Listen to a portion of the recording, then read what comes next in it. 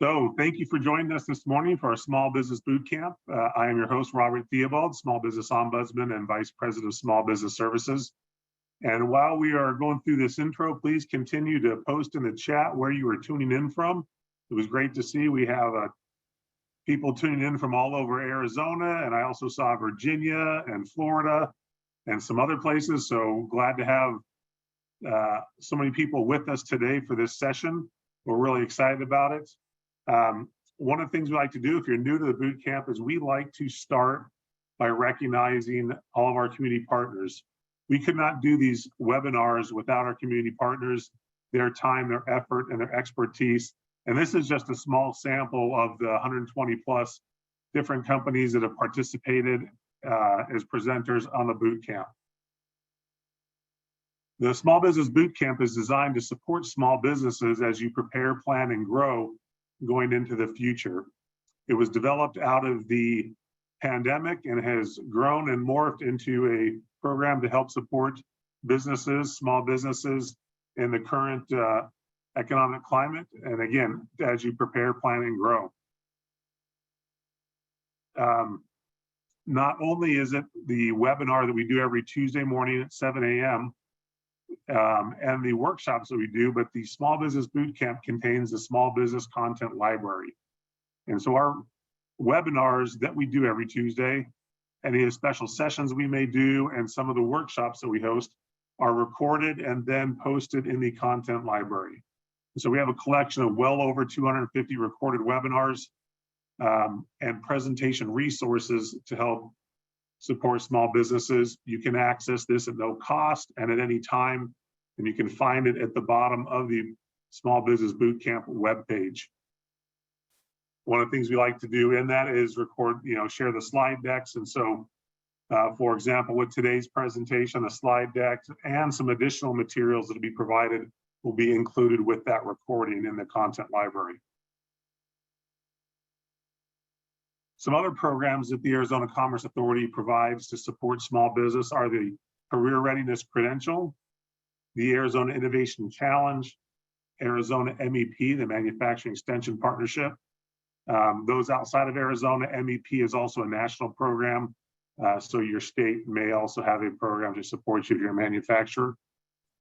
The Arizona State Trade and Expansion Program, AZ STEP, and then Arizona at Work, and Small Business Services, which I'm over. If you have questions about these programs, feel free to reach out to us, or you can go to our website and get more details on them under the Programs tab. Additionally, a program that is extremely helpful is the Small Business Checklist. And this is designed to help small business owners, entrepreneurs, startups identify the commonly requested licensing, registration, and compliance needs at the local, state, and federal levels.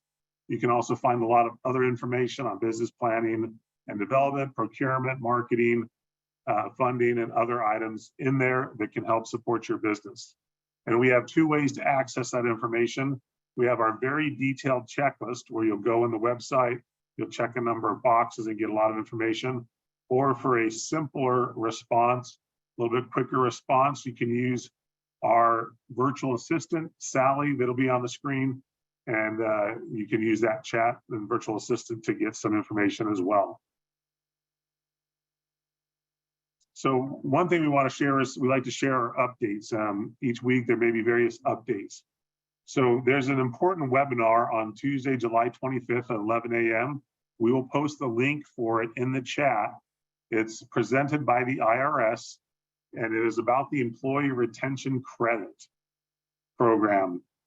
It's a very important webinar because there's a lot of opportunities to get scammed with the Employee Retention Credit, and the IRS is seeing a lot of that happen. And a simple way to look at it is if you go after the Employee Retention Credit and the company that helps you does it incorrectly, you are responsible for that error, and any credits you got may end up going back to the IRS because you paid that third-party person already, and they're not going to reimburse you, most likely. And they're finding a lot of businesses that are doing it incorrectly, intentionally, so they can get paid more. and they're going to go into details, but it's an extremely important webinar if you are doing the employee retention credit, if you're thinking about it, or if you've done it, you may want to check it out. And then also on August 9th, we have an in-person small business workshop that we do in partnership with the Phoenix Business Journal. It will be at our offices in Phoenix. And again, it is in person only, but there is a listing incentive by the Phoenix Business Journal for all those that attend. There's a small fee as part of it as well, but it is a great workshop. So if you can make it, please join us for that. Also, our Small Business Digital Academy. This is for Arizona businesses looking to improve their basic understanding of the digital world right now that we face. And it's a 101 level type class. It's a 3-week cohort. The applications for it are open. We'll post that link in the chat. It is a virtual program. We do it via Zoom over the 3 weeks. So if that's something that you're interested in, feel free to apply. And again, that is for Arizona businesses. And then with our upcoming sessions, we've got a great lineup over the next few weeks. We have cultivating communities and delivering value on social media, the fundamentals of the 5 C's of credit. If you're looking for some loans or credit in the future to grow your business, this would be a very important one to attend. And then eliminating the obstacles of building a profitable plan. So the next 3 weeks are very exciting. We've got a bunch of great programs set up, so I hope you can join us for those. And with that, we'll jump into today's session. We have Jerry Dennison, a senior business advisor at the Maricopa Small Business Development Center, and Ari Lindegren, founder and designer at Dances with Tech. So with that, I'm going to stop sharing my screen and turn the time over to Jerry, and she's going to share hers, and we'll jump right into this. Great. Thank you so much, Bob. Let me just share my screen here. Then I'll get the slides going. And then I am going to turn off my video because it seems to be dragging my computer down and slowing everything down.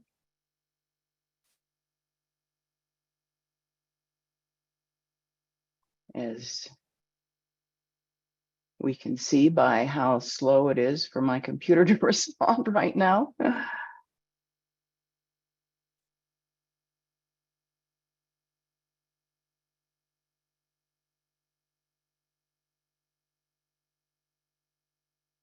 Oh boy, this is taking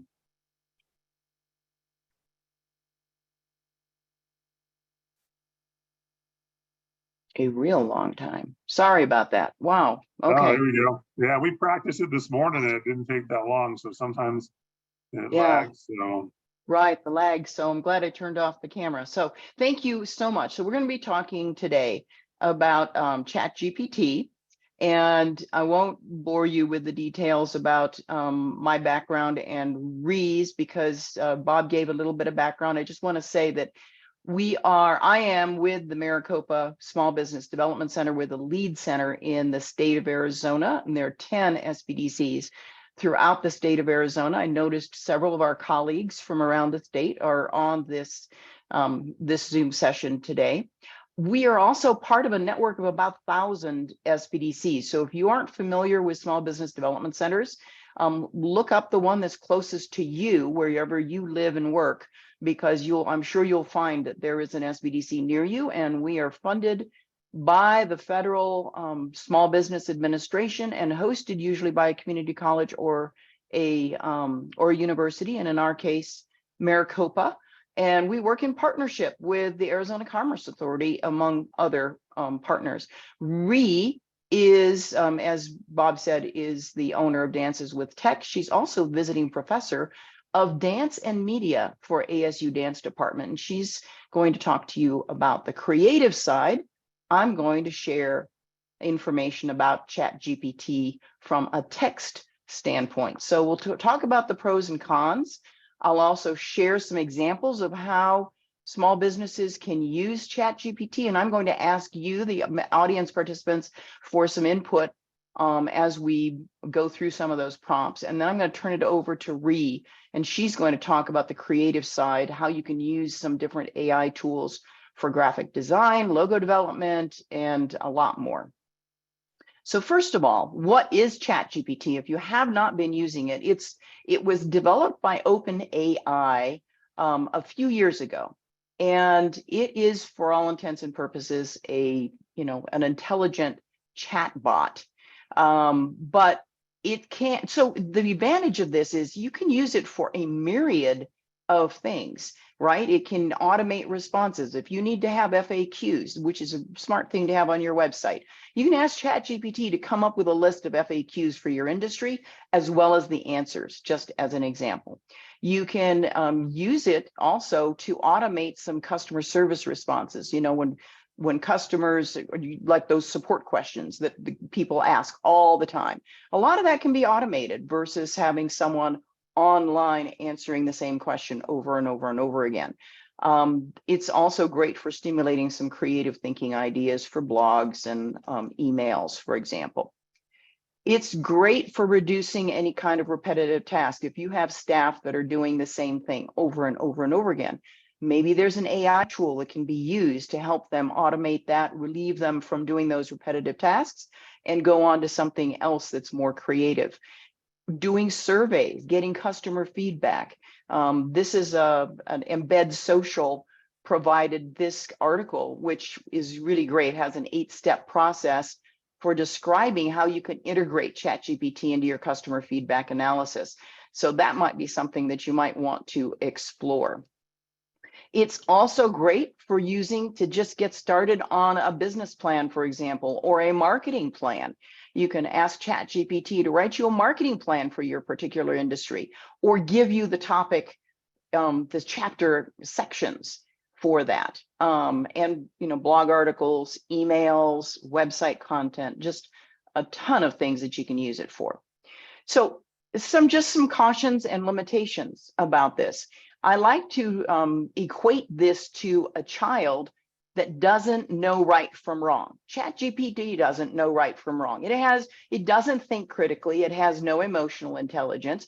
It's just going to go across the internet and gather up as much content as it can find across the internet and give that to you.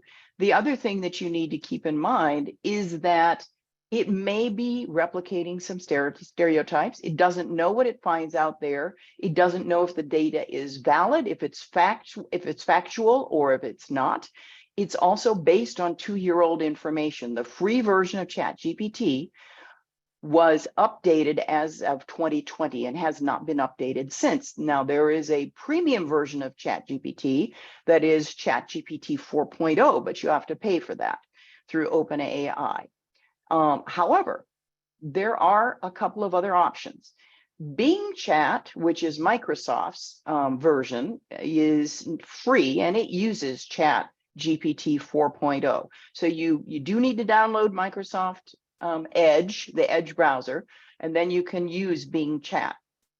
And right now it's free. Google Bard is also an experiment, and this is something else you could use. You could try Bard, which I'm going to demonstrate today in a couple of prompts. I'm going to show the results for the same prompt using Google Bard versus using ChatGPT, just to see what we get. Google Bard uses 3.5, so not quite 4.0, but it does give you some interesting information. ChatGPT does not provide the source information, so you have no idea where it came from. So you have to then go do your own fact checking across the internet to see if anything that you've gotten from ChatGPT is copyrighted. Google Bard, not Google Bard, but Bing Chat provides all the source links, so you know exactly where it pulled the content from, and that helps with your fact checking. We also recommend that as you're going through this and using ChatGPT, that you do your own fact checking, and that you also go through and you customize what you found to make it your own. right? It may not be using your own industry jargon. It may not, the verbiage that you get back, the article that you get back, whatever content you've asked for may not be in your right tone and how you usually communicate with your customers. So it's good to modify it and customize it and insert some of your own keywords. That will make it unique. And that's an important feature to also be aware of. Something I also want to bring to your attention is because it's been so popular, it's been recently hacked. So 100,000 devices were infected with malware just recently. And this is an article about that. So you need to make sure that once you've created your OpenAI account and you are using ChatGPT, you go back in and you update. You make sure you've got a really strong password. You update your login credentials on a regular basis. Your password should have at least 12 characters. 16 would be better. That uses upper and lower case, numbers, and special characters, and then keep changing it on a regular basis. Just as a, as a point of interest, it's the Asia Pacific region that has the highest concentration of compromised ChatGPT credentials. That doesn't give us any confidence here in the US necessarily, because we still have the potential of our ChatGPT login credentials being hacked. But that all being said, it's a very useful tool. Now, before we get started and I start doing the prompts, I want to share a cheat sheet that I found. This is just an excellent cheat sheet, and you're getting a copy of this also in the handouts. The first thing you want to do is give it a role, because you're talking to an AI tool, right? A chatbot. So tell it what the role is. Hey, I'm a cafe owner, I'm a restaurant owner, or I'm an accountant, or I'm a financial analyst. Then then define what the goal is. I'm a financial analyst and I need you to summarize this text. Or I'm a cafe owner and I want you to, and I'm launching a new menu item. I want a recipe for this particular menu item. And then set some restrictions here. So I'm a restaurant owner. I want a menu. I'm launching this new menu item. It's going to be a bacon blue cheese burger with special sauce. Write a recipe for this in case, so I can share it so people can create it on their own, and use pop culture references, or write it in short sentences, or use basic English. Give it some criteria so it can come up with that tone, that kind of message. And then if it's applicable, you could also say, I want it with, the answer should be in bullet points, or give me a numbered list, or do it in a table. Well, that wouldn't necessarily work for your menu item and the recipe, but you might want a summary.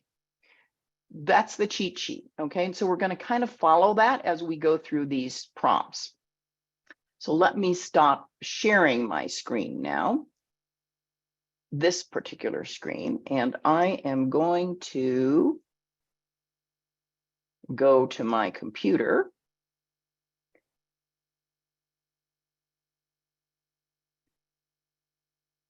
Let me share this screen again. So now you should be seeing Bard, correct?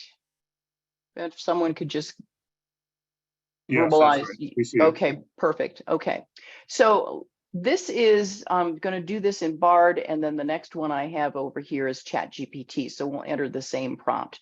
So I'm going to say here, let's just use the restaurant owner. I'm a restaurant owner. We have a new burger. If I can type, it would be even better.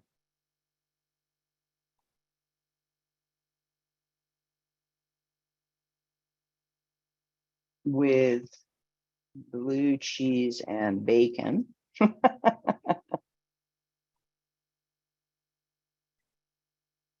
Write me a Facebook ad with a recipe about this item. And let's see what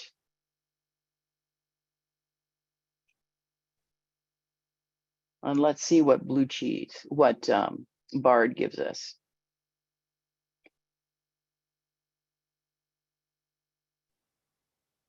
So here's are you a fan of blue cheese and bacon? If so, you're going to love our new blue cheese bacon burger made with juicy beef patty topped with crumbled blue cheese, crispy bacon, a special blue cheese sauce, perfect combination of salty, smoky. And here are the ingredients and the instructions. So here we go. That was from Bard. All right, let's do this same one. And we'll do it in ChatGPT. Let's see what we get from ChatGPT.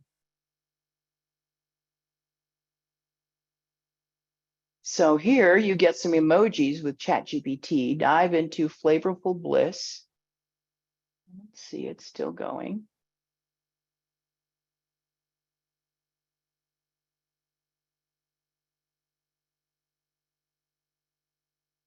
And it gives you some hashtags, which is kind of cool. So you've got some emojis. You've got indulge your taste buds with this heavenly burger, this perfect blend. So you might like how it generates a little bit better from what you got from Bard, but you got your recipe, you've got directions, and then you've got the call to action at the end. And let's see on Bard, I think we had the same, got your recipe, you've got some hashtags, a photo. So no real, it does have a call to action there. So anyway, just to give you an example of those, the two different platforms. So you might want to try some of those. So let's do another one. Let's create a Facebook ad for a moving company. And now I'm going to just use ChatGPT rather than go back and forth. So this is create a Facebook for a moving company based in Arizona that specializes in moving pianos and large items. And let's see what we get here.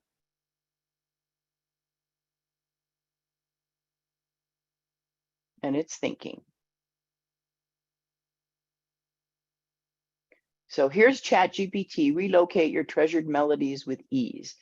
Planning a move to Arizona, look no further, introduce your moving company name, the experts in piano and large item transportation, safeguarding your precious pianos with years of experience.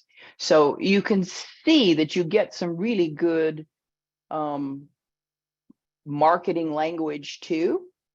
I would just recommend that you don't take this and just post it on Facebook, that you actually include some of your own content in here, like your moving company name, there's a quote from Sarah, a satisfied customer. You need quote from your own customer, your own satisfied customer, right? Obviously, to do that. All right, let's try another one. Let's do, how about blog topics? And would somebody in the chat, would somebody give me an industry? So blog or create, I want to create 10 blog topics around a special topic. So give me a topic that we want 10 blog topic articles around. So what's that topic going to be? And I'm not reading the chat, so if somebody could just let me know. Solar industry. Solar industry, okay.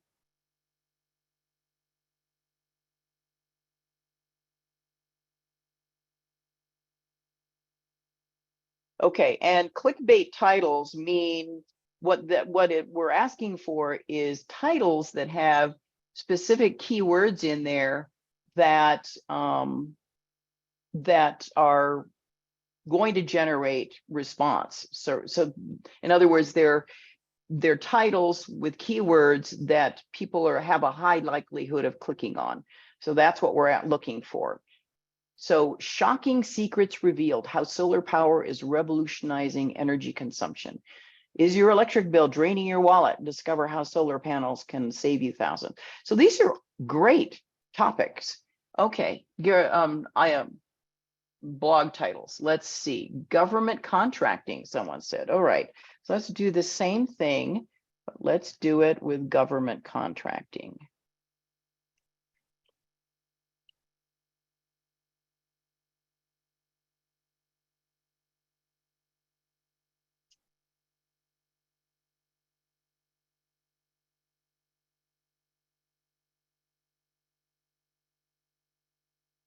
Okay, so here's your 10 articles. Unlock the secrets of government contracting.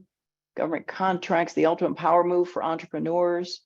Unveiling the money-making machine, how government contracts and skyrocket your profits. Well, those are pretty exciting topic headlines. Okay, let's do another one. How about this one?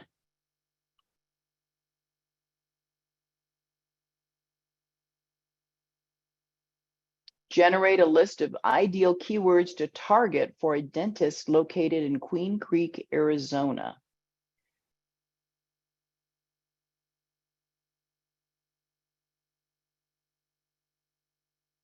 And you can see how it just happens quickly here. So here's a list of keywords that if you are a dentist in Queen Creek, Arizona, these are keywords you should be putting on your website, in your emails, in your Facebook and Instagram posts, in your LinkedIn articles, anywhere that you are writing and providing content. These are keywords that need to be showing up because these are keywords that people are searching on. How about another industry? So a list of ideal keywords to target. Instead of a dentist in Queen Creek, give me someone else located in another area.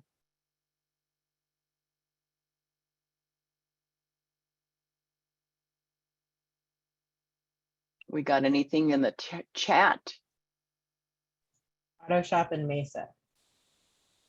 What kind of shop in Mesa? Auto shop, automobile. Auto shop. Okay, let's do that. Auto shop. Auto repair? I'll say it's auto repair.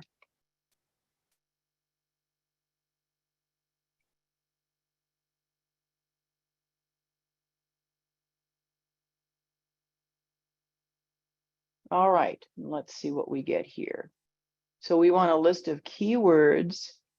So if you own the auto repair shop in Mesa, here's some keywords that you need to have. Mesa Automotive Diagnostic Center, Mesa Car Paint and Dent Repair, exhaust system repair, if these are things that you do, oil change services, reliable auto repair in Mesa. So this gives you an idea of some of these titles. Okay, so we're getting some ideas for keywords, we're getting titles. We can also ask it to write an article for us or an email. Let me see. Let's do this. Create an outline for a long form. What's a blog topic we want to write about? Give me a blog topic that we want to write about.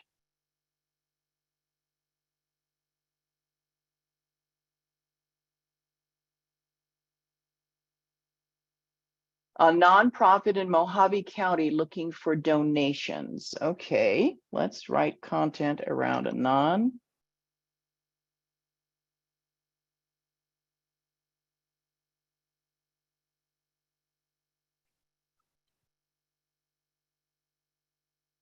Mojave County seeking donations.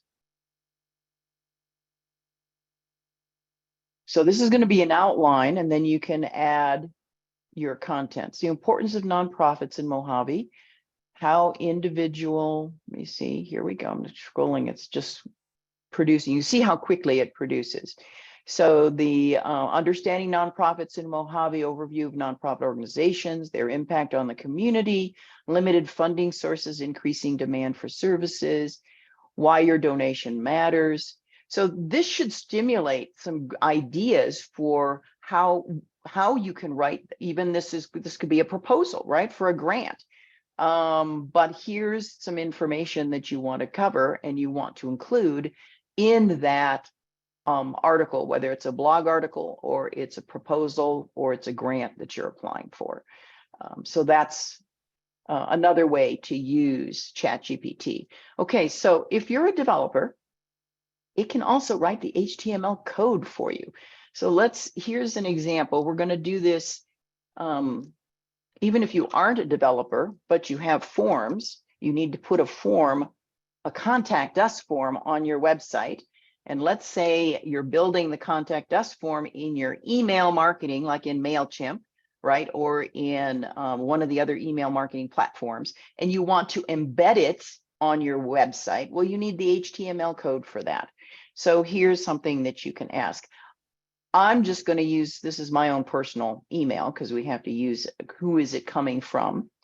So let's do this. Write me the HTML code for this contact form. And here you go. ChatGPT has created all the HTML code for a basic contact form with a recipient email address set to jerry@dunnergroup.com. And now you can just copy this HTML code and paste it in. Now, usually your email client will give this to you, but in case you didn't have it or you needed to just build it somewhere else, you've got the embed code for that. And so that's another thing. It will write an entire website for you. It will create the HTML code for the website if that's what you need as well. Okay, we're coming up on 20 minutes. We've got one more then. Let's do this. Generate 12 new topic ideas for a carpet cleaning business.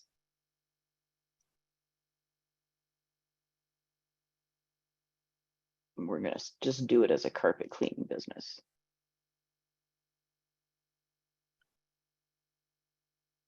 Say goodbye to stains, effective carpet cleaning methods unveiled.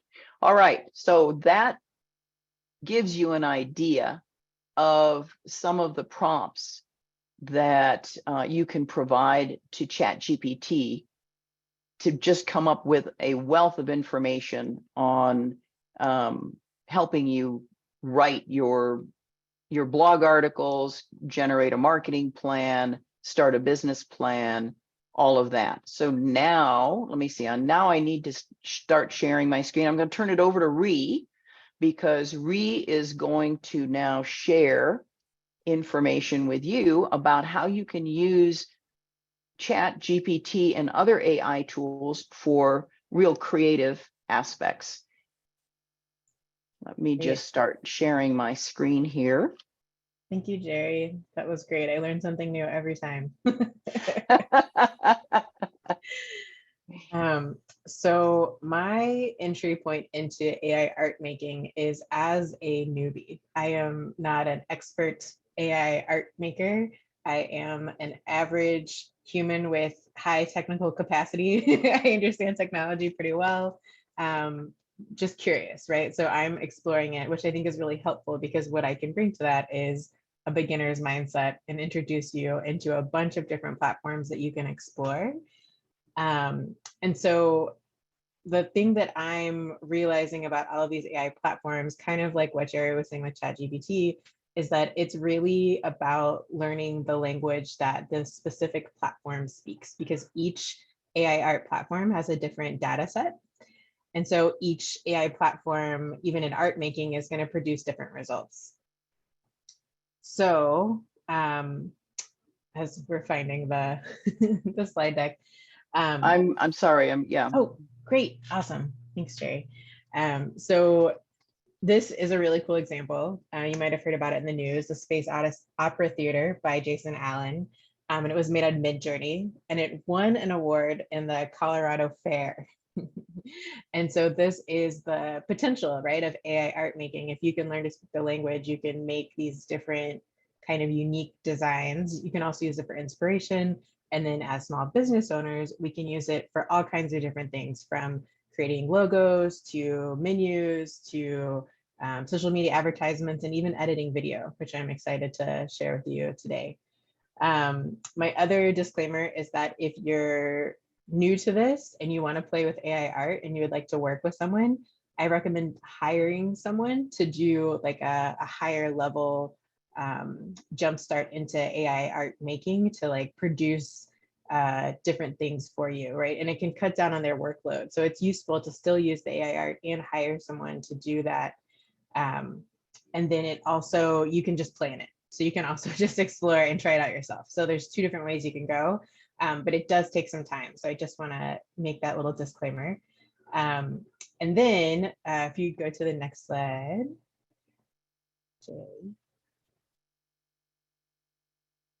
Great. So these are some of the platforms that I tried out, and I added on a couple to this presentation today as well. So it's Dream Studio, Night Cafe, Shutterstock AI Image Generator, Starry.ai, OpenArt, and then we also added on Brandmark, Pictory, and then my personal favorite is Canva Text to Image, because if you already have a Canva account, it's free.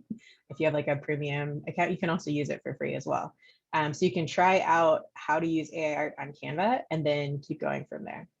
And then Midjourney and then DALL-E are also the really famous ones, but those are both paid platforms. You can't try them out for free. You have to immediately buy credits to be able to go in and try them out. All right, so every single platform that I found struggles with human features. So if you are a business that needs human representation in your images, I recommend hiring a photographer or an artist still, because a lot of the AI art platforms, it takes a long time to be able to make the humans look human. And I'll show you examples of what I mean. I would also love to encourage you to use AI platforms to create unique or fantastical images or for inspiration. As a, like as a photographer and videographer myself, I would still use old-fashioned cameras to capture things that are part of daily life, but it's really cool the things that help, like it can be sparked by your imagination in these spaces. All right, so the first thing that I'm going to put this in the chat so that you have a quick overview. These are the things to think about when you are jumping into AI generation. Just like when you're structuring a language, sentence in English, you need a subject, right? A main keyword, office desk, purple eyes, spaceship launch, haunted house, robot, cheeseburger, steaming mug of coffee, office space. You need a description like soft light, faded background, ethereal planet, colors. You also need to mention style. You can put it in the famous artistic styles like Kahlo, Da Vinci, Picasso. You can do fantasy, detailed, modern, surreal. So all of these are kind of creating your art experience. And then graphics type. So this is a little bit more technical. So we're talking about Unreal Engine 3D rendering or Octane render. And then quality, resolution. So I think for the most part, you could use HD, like high definition, which is a pretty standard size for most of our computer screens now. A picture is worth 1,000 words. Absolutely, Jason. So you can, use these different quality things to help you get what you want. So now I'm going to show you some examples. Let me see, and then great. And I'm going to share my screen. Oh, yes, great. Okay. So I'm going to take some requests from the audience for anyone who's looking to update their brand for their logo. So anyone who's looking for a logo, tell me the name of your business and we'll get into a little bit more about that. Anyone who's looking for a brand. MJ Watts Media. All right. First of the table, Monica, I love it. So we have here, and you can all see my screen, right? Thumbs up. Okay.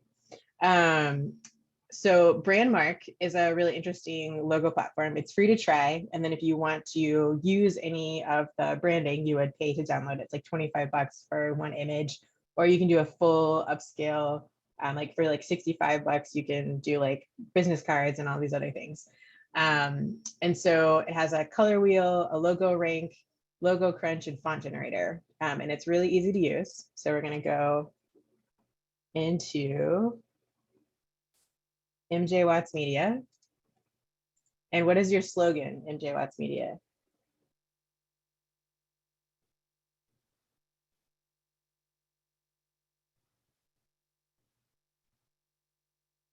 Ooh, this is fun.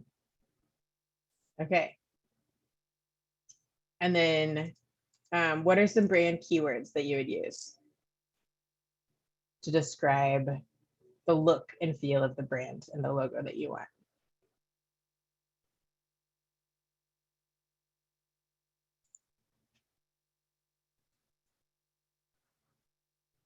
Magical realism and horror.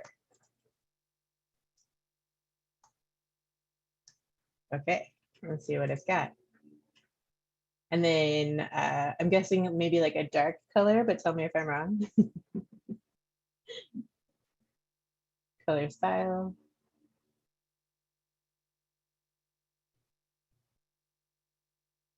Okay, great. And then we'll pick maybe like red. Oh, you'd pick one or the other, I see. And then it generates the logo for you.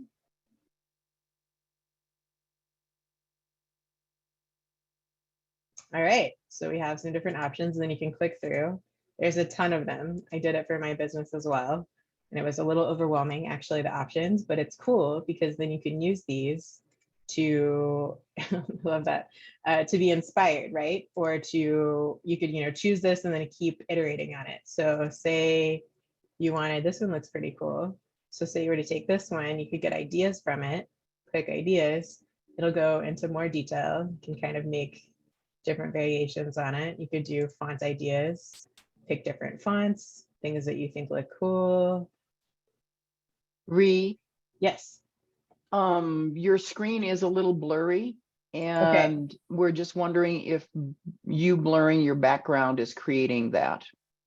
Okay. Did that help? No. Low bandwidth issue. Well, for the share screen, let me reshare. 1 second.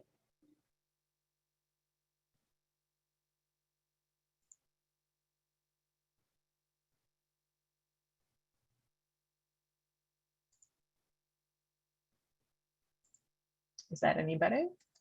I think it's looking better. Okay. Yep. So Yep. maybe Looking just better. my video on using too much. Yeah. Ask ChatGPT to fix a blurry screen. Love it. Okay, so there's all of these really cool options you can choose from. Let's find like the scariest font, horror filmy. These aren't quite saying that to me personally, but maybe keep playing with it. So you could just keep going and find a different option. So there's just tons of things that you can do. And then you can save it, you can purchase it. So it's a really easy way to make a logo, and it gives you more options than most of the other auto-generated logo platforms that I've seen. So that's really cool. So that's Brandmark. And then I'm going to share some other quick options that you can also look into. So Starry AI. I tried a couple different things with like a branding and logo. There's some cool, interesting options, but they can also help you think about website layout. And I think that's, oh, not letting me open it. That's a little bit more interesting. So if you were to go into illustrated styles, we could do kind of like a photo realistic option. And then say we wanted to create a website layout for a yoga studio. You can put in a really simple prompt, hit generate. Well,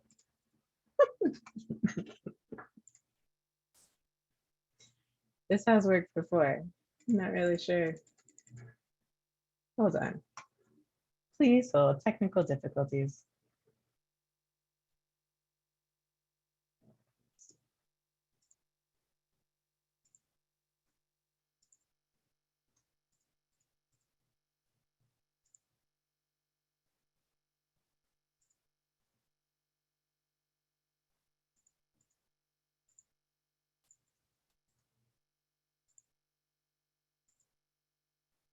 What about showing some of the ones you had done before, Yeah. if it could be bandwidth that's just preventing you from, Yeah, I pulled up, I think it's actually, so here, I'll pull up Dream Studio because I was pulling up stuff earlier and it seems to be Chrome. Chrome does not like me and Zoom right now. So Dream Studio is actually one of my #1 options for just creating images. And so you can see here, this prompt is very detailed. So I have, you know, like the subject here, it's a desert wonderland. I asked for an adobe house in the distance, surrounded by giant saguaro, cacti, blooming desert flowers. I wanted photorealistic. I struggled a little bit with that, but I could also choose a style and choose different options, go for cinematic, and then hit dream, see what happens there. And so you can play with this in different ways, right? For your business, for inspiration. There we go. There's photorealistic. So really beautiful, right? And this looks pretty good. This doesn't even look like, I believe that these are cacti, right? So this is a pretty solid AI art interpretation there. This was an earlier version I tried, and these are my terrifying humans that I did in another version. And you can see, wow, like really bizarre. I just said a person doing a backflip across the river, but I did not give them enough detail. And it takes a while to really help them understand the human form, them being the AI bots, chatbots in the background. The office spaces worked better. So I asked for realistic office spaces. You know, you could do this for any kind of view. They're really good at the art. So the art is really where Dream Studio thrives. So that works really, really well. So I'm a fan of Dream Studio. I think that's my #1 fun play space. I also want to make sure we don't run out of time and I get to the video section, but I do have some more examples of AI art creation that you can explore as well. So here's Pictory, and Pictory and I have just discovered each other. So this is a newer, I see some website mockups. Yes, we'll get to those questions at the end. We can talk more about other options. I see your question, Matthew, and hopefully the screen resolution is a little better. I can also try to make it smaller. Maybe it's struggling with the size of the screen. Okay, so here we are. This is a patient video that I worked on, one of my clients. And so you can upload a video to Pictory, any video that you want. And the really cool thing is there's a ton of options for what it can do. You can do script to video, article to video, edit video using text, and visuals to video. So there are so many ways that you can use this, and I think it's really exciting. So if you're not an editor, it can help you. You can, you know, like type in things to help edit it, add subtitles, which is huge, to make it accessible for your clients and the people that you're trying to reach. You could take an article if you're more of like a blogger and experiment with making that into a video, and then also turning a script into a video if you're a writer or really prolific in that way. You can also do a little bit of the reversal, which is more what I was interested in. And so here I've uploaded this video. It makes a transcript for me automatically. And then you can also highlight things in the text. So if you just do like a highlight here, you can add to highlights, and then you can highlight sections, and then you can take that as like a little summary of your video of the main things that are happening. And then you can also remove filler words, remove silences. You could adapt it for like TikTok or Reels automatically. This is huge. Square for Instagram posts. You can add in, you know, different kinds of subtitles or captions, and you can play around with it in different ways. So I think there's a lot of potential in Pictory, especially if video is something that is a little bit scary for you or not as comfortable of a place. I think this is really cool. Yeah, so I just wanted to kind of bring that into your viewpoint. And since this is a quick moving through, you know, like the space world, I'm not going to go too far into it, but I think that's really, really exciting. The other one is Night Cafe, which you can also see. We tried to do a website layout here for an e-commerce store. You can see the people's faces, a little bit more realistic than Dream Studio, but still not quite there.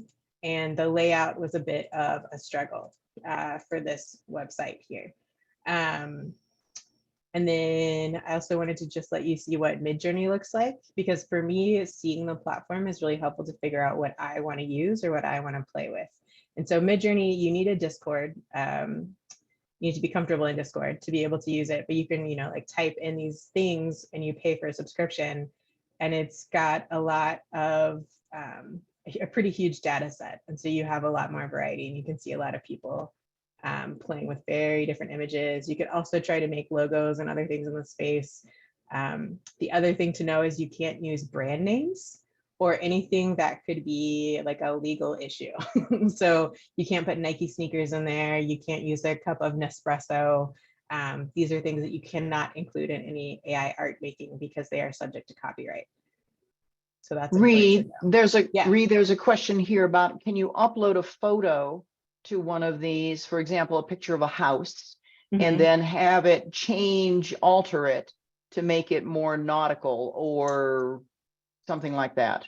Yes, you can upload on some of them. You can have a start image, for example, in Starry AI. So you could upload, say, a picture. Oh man, it's just gonna freeze. We're having all the technical difficulties today. It's definitely Chrome. Okay, this is good feedback for the next time. And you can see that all these use lots of bandwidth on your computer when you're doing them. Yeah, lots of bandwidth, and also just having Zoom and Chrome and all of these at the same time is taking quite a bit of bandwidth. So yes, the answer is with some of them, like Starry AI, you can use a starter image. So the idea is that you could upload, it's not letting me do anything right now, you could upload an image and then make different iterations of it and adapt it. There are other platforms that you can do that. I think with Night Cafe, if you were to create, and then you can do a text prompt here, but there are some versions where you could submit it in different ways. It's a great question. I can add it to the, I am dancing with tech. You can add it in later. And the last thing, we're gonna do a whole thing on Canva and working in Canva, a whole webinar. So I don't want to go too much into it, but this is, like a text to image in the same way in Canva where you could just play. So I know a lot of people have Canva right now. So you could try this out, and it's already included. You don't even have to have a paid account for Canva. It's free to try. So we made a burger in the last round, a really realistic looking burger. And that was really, really cool. And then we had someone else wanted to create this like fantastical fairy in the desert landscape, which was really cool. And I've also played a lot with, like different iterations of different things in Canva to make it so you can kind of create the image for whatever you're trying to advertise or say on social media. So it could be like a funny meme, it could also be very serious. There's a lot of capacity for imagination and creativity and play in the AI art making world. And so I hope that you take away from this a bunch of different places that you want to explore, and just choose one. Just choose one to start and play with it in different ways and how you want to work with it. Yeah, I think that's it. I want to make sure that there's enough time for questions, and if there are specific things, we can try them out together in an AI platform or something else while we're here. But I think that's a lot of information, so I'll stop there. All right, so, we lost Jerry for a second, but she's back. I'm back. I did notice in the chat there were a lot of questions about Canva or Canva class, and it looks like on August 9th, Jerry, you're doing one. Right, Ree and I will do that, and yep. And that's something we can also look at in the future for our small business bootcamp, is doing a Canva and some other platforms, a webinar on that as well. So thank you for that feedback in the chat. We have a short time for questions. There's a few questions in there, but the one I want to do first is actually the last one we had come up. It says, as a follow-on question, how can you be sure the imagery and art that AI generates does not violate the copyright held by someone else? This is a great question.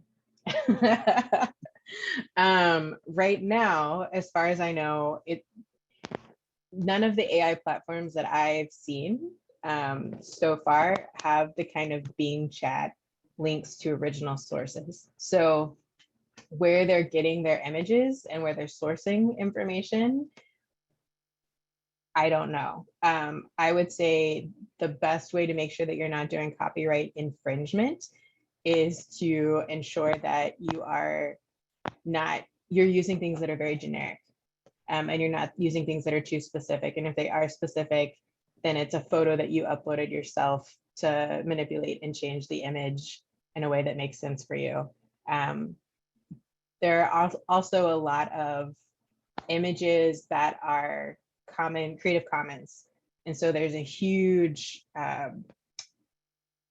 like media source, right? Like a kind of like a underground gallery, maybe I would think of it as, of images that are licensed for Creative Commons. And so anyone can use them for any creative project. The issue becomes when it becomes a part of marketing or you're receiving money from that art. And that's where the controversy is around that. Yes, so it's a great question. It's definitely up for debate, and I don't have a formal yes or no black and white answer on it. So yeah, the responsibility still falls onto you to make sure that you're not violating someone's copyright. Even if and same with using it for generating content, you have to make sure you're not plagiarizing someone else's stuff from the information it pulled. Exactly. So I know, and I do content creation on the side for outdoor activities and some outdoor magazines. And I've been doing some research on what you need to do, and I've done some test articles using ChatGPT, and you still have to rewrite them. But one thing it did, I use Chat for one that I'm working on more than anything to help get the information I needed quickly. And it probably saved me a few hours of research by pulling the data from his data set, which was very helpful. But I still have to write the article myself. It has to be in my voice and the way I write. So you got to be mindful of that. We are right at time. I'm going to reach out with these questions to Ree and to Jerry, the rest of the questions that are in here, and see if they can help answer them. And maybe we'll put together a little Q&A sheet to add to the content library as well. I see Jerry posted the link to the Canva class in the chat. So if you're interested in that one, in the chat, there is the link for the SBDC Network's events page for that workshop. And as you can tell by the questions and the feedback in the chat, there's a lot of questions around this topic. We could go on for hours getting into more detail, but this was just an intro to get everybody thinking about it. Someone made a comment, for graphic design, it's still best to go to an expert. And I would agree with that, unless you're a graphic designer. So some of these tools may help. You don't want to take work away from anybody. So leverage your experts if you can.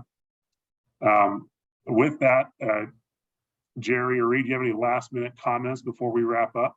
Only to add to what you just said, Bob, is that this, even for graphic designers and website developers, these tools are handy just to help them get started as well. I mean, they still have to put their expertise to work, but it can save hours in, coming up with a complex website design for a client, as an example, just to stimulate some ideas, because the client may not know what they want. They just know, I want a website, but I don't know what it should look like. And a web developer then can use these tools to come up with some creative concepts. So it's not a substitute. I think it's an add-on. Mm-hmm. Yeah, I would agree. And also I heard recently from a colleague that you can upload your resume and the job description and feed it into ChatGPT, and it will give you like a great summary of information to kind of write it for you, but you still shouldn't submit that, right? You should still double check it, read through it, make sure it's got your voice in it. It doesn't sound like a robot. I think that applies to both art making and any kind of like website content building that you're doing. It's really Right. meant for inspiration and to help you see what options are out there. And I mean, I like to think of it as like a nice resource to kind of save you some time, give you some inspiration. And but I wouldn't use it for just like pure submission for anything. Even the video editor, video maker still needs a little bit of tweaking, still needs some things to, you know, change or modify it. So just keep that in mind. It's really meant as a resource and not as like a final tool that you use. Mm-hmm. Excellent. Thank you. And with that, we will go ahead and wrap up. And we appreciate Rhea and Jerry for your time and your expertise on this, and showing those examples. Is really great webinar. I want to thank everybody for attending. We appreciate you being here, and we hope to see you next Tuesday on our next webinar. Until then, everybody have a great rest of your week. Stay safe, and we'll see you soon. Thank you. Thank you. Bye. Bye.